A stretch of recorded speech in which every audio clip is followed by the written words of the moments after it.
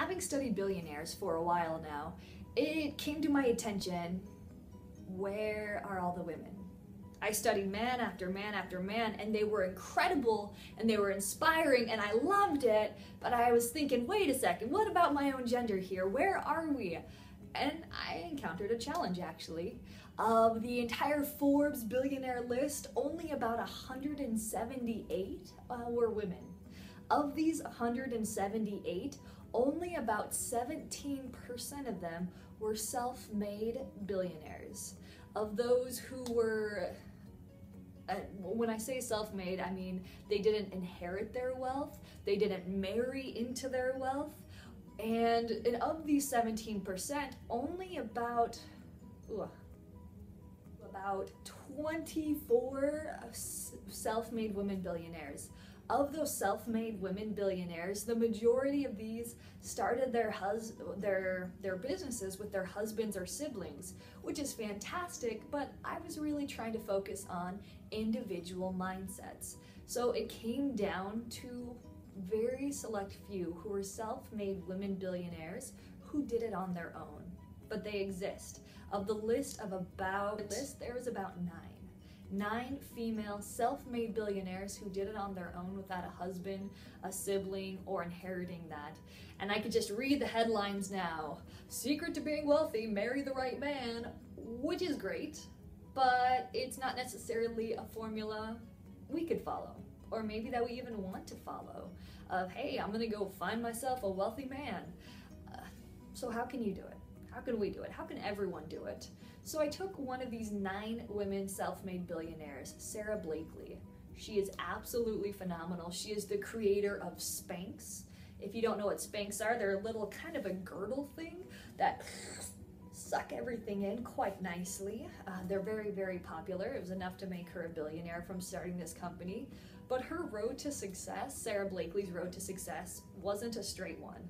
She was born in Florida, and she was born to an artist and an attorney.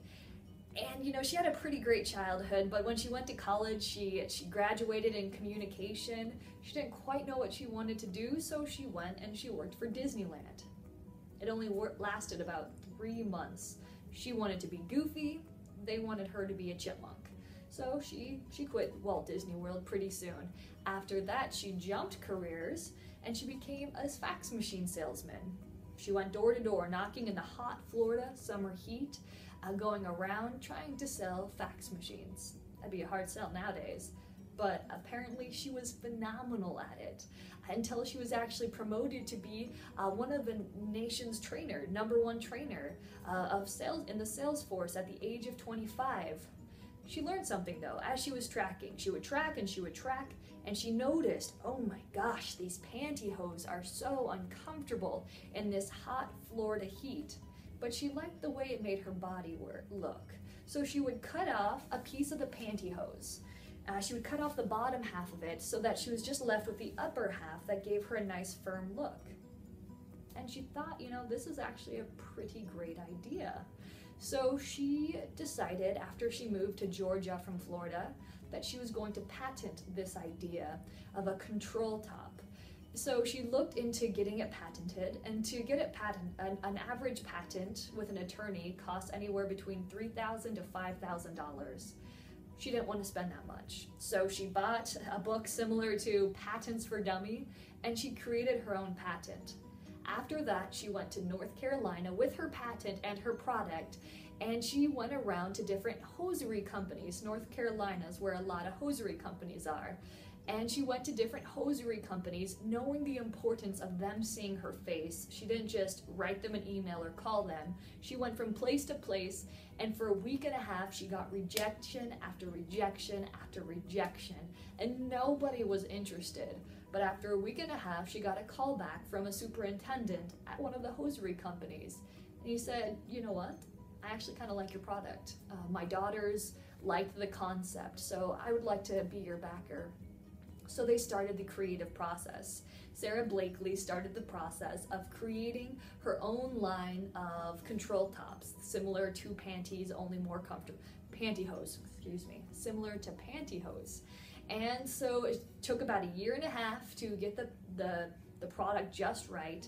And when it went public, when it went out to the masses, it actually did very well. Women loved it. And you know what? She became very, very successful. She's still in the process, and it wasn't just enough for her to become successful. She started this Sara Blakely Foundation, which is a nonprofit dedicated to helping female entrepreneurs just like herself. And so after that, after she was doing that, she was being interviewed by a reporter, and they asked, Sara Blakely, and this is the part that's important for you. Sara Blakely, how did you become so successful? What is your secret? And she responded, failure. Failure is my secret. And she went on to explain, as a child, her dad would sit them all around the table, her brother and her, and he would ask, what have you failed at this week? And her brother had to come up with something that they had failed at, because he taught them an important lesson. If you're not failing, you're not trying. I'm going to repeat. If you're not failing, you are not trying. Nobody is successful 100% of the time. So let me ask you, this is your challenge.